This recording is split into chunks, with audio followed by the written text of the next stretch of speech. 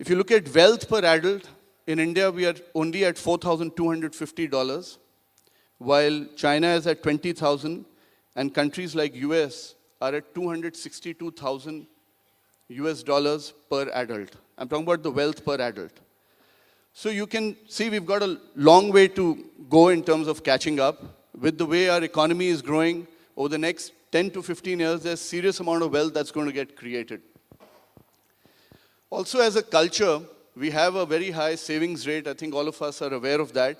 But I think one of the great insights I learned, and it's true with all of us, is that Indians like to die rich. We just don't have a spending sort of a culture. We like to save. And with that savings comes in the need of this industry on how to appropriately put these savings into the right products so that one can beat inflation. Also, over the last 10, 15 years, there's a whole bunch of money that has got created. Technology has created a lot of entrepreneurs, commodity sector, real estate sector. So there are many segments that have created wealth for individuals in India. And every year, we continue to see about 18 to 20% growth happening in either the number of millionaires or people who have enough and more surplus to invest. So in terms of the potential, there's no doubt that over the next 15, 20 years, there will be serious amount of wealth that will get created. Clearly, the biggest challenge that all of us face, and that gets repeated from time and again, is the lack of talent. It is also a lack of maturity of financial literacy, both at a client end and at the end of the advisors, on how to manage that wealth, how to advise appropriately, how to manage his emotions, which is one of the toughest challenges. If you look at the international markets, the average certified financial planner or a private banker is literally 35 years, 40 years plus, 45-year gray-haired people who are giving advice. In India, the industry is relatively young. So as Rajiv was mentioning, if someone had a lot of money to invest, or if you had money to invest, you would want to give it to someone who you believe has much better expertise than you have. And unfortunately, we don't have any system where someone can say that I am a accredited wealth manager and I've gone through X amount of certifications. For you to build that credibility, we've got a long way to go. Also, I think regulators will need to play a larger role, because this whole issue of trust has been, if you look at last 10 years, be it globally or in India, trust has become the single biggest factor where people don't want to give their money to wealth managers. And that is because there are no penalties for mis-selling. People can get away with whatever kind of advice. So it's easy to give advice, it's easy to mis-sell, and there is really no recourse for any individual. So we see a lot of changes happening. The recent regulation that has come in where SEBI has said that you should have, if you're charging a fee to the client, you can't earn commissions from products. And if you're getting commissions from products, you can't charge a fee to the client. These are great steps which will try and make this industry slightly get some more credibility, and even clients will benefit in the long run. So I feel the trust part is a big challenge. Talented resources getting is a really, really big challenge. And for wealth management firms, like Ashish was mentioning, it's about getting the right business model.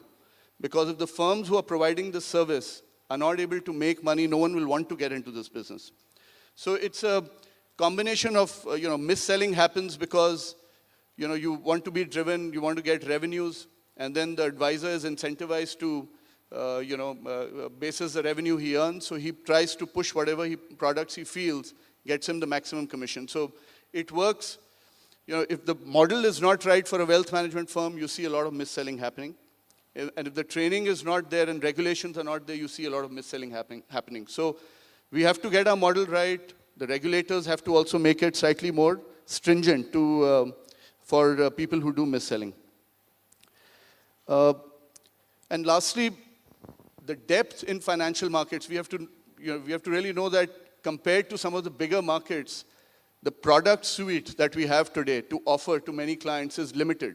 And over a period of time, even that will increase, especially in debt markets, which today are relatively very, very small. So over a period of time, you will have many more products other than just vanilla products to recommend to clients, and that itself will open up the market or the industry. So that's really what I wanted to share. Over to you. I think, Vikas, you can also throw some light on the challenges. And we can also talk about market segmentation. You know, we all always say HNI with lot of money, but there are enough people chasing those HNIs. You know, there is Axis Bank Wealth Management staff which is chasing ICICI Bank. You know, that top end of the customer base, you know, there is always somebody who's chasing. So you can also throw some light on, you know, which are the other segments which are there, you know, and what are the challenges in really reaching out to these segments. So, good morning, everybody. And I'm truly humbled to be at this panel talking in front of some of my friends who were instrumental in growing the financial services business, in particular the asset management business, one way or the other. So, good morning to all of you, my friends, and those in the audience. Like I said, I stand humbled here because I have been focusing on one particular part of the industry through most of my career, which is the asset management fraternity. And at this point of time, I wear two hats. One, that of an asset management professional, and two, that of an actual investor. Whenever I look at any investment opportunity which comes in, or which we create as a company, as an industry, I try to find out what does the investor think. I just want to share a little bit of an insight before I actually get into what I want to highlight as one or two major challenges which I see. At Edelweiss, we actually have a very clear process of going and talking to the channel, going and talking to the distributor. We cater to distributors, and distributors then cater to clients. So every quarter, we lead something which is called internally as an outreach program, wherein we go and talk to close to 150 people across different cross sections of the distribution fraternity, trying to find out what do they want and what their clients want. And it has thrown up some very, very interesting insights, which I thought I'll share with you. I'll share two of them with you, which I think could be termed as ones which we need to overcome, which are possible hurdles. One very stark thing which came across to me in my discussions with these people was that there are only two types of investments. One which you can trust and one which you cannot. Okay? That is the psyche of an investor. And what does that mean? One which you're comfortable with, and the other which you're trying to get comfortable with. You get comfortable with an investment over a period of time. You may get convinced about a lot of investments, but you get comfortable only with a few. Now you will realize, and I think Dina was also talking about that there has to be a flip and then money will start coming into equity. But if you really look at the psyche of an HNI investor, he's basically trying to identify with something he can trust, which is heard with, which is typically debt. Debt is something he identifies himself with, which he can trust with. And if you see, proxies to debt are usually investments like real estate and gold. It is no longer a question of financial versus non-financial assets. It's something which he can identify and trust with, and something which is trying to get comfortable with. Traditionally, he has always heard that real estate will never lose money, gold will never lose money. I hope some of us have dispelled that notion now about gold. But the point is, he will put more and more money into something he's comfortable with. And ultimately, what does he want? He wants a simple rate of return, something 2 percentage points over an FD. Whether it's an HNI investor, whether it's a retail investor, whether it's a corporate investor, they just want a little bit more of than what is usually available. So that probably explains the reason why, apart from a variety of reasons, why a lot of money tends to flow into gold and debt, and we keep scratching our heads thinking, why does the client does not want to look at something like an equity at 8,000 levels? Well, the fact is, he's not comfortable. It's as simple as that. He may be convinced, but is not comfortable.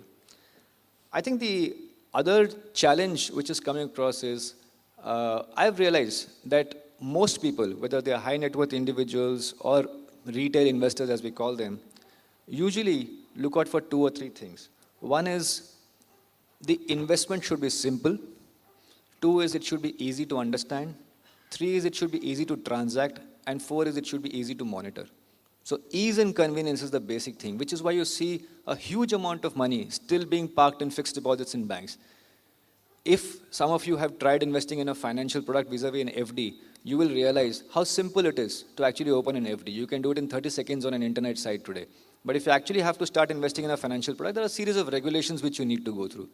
I'm not commenting whether they're wrong or right. I'm just saying from a high net worth individual's point of view, it is basically comfort which is more important than conviction.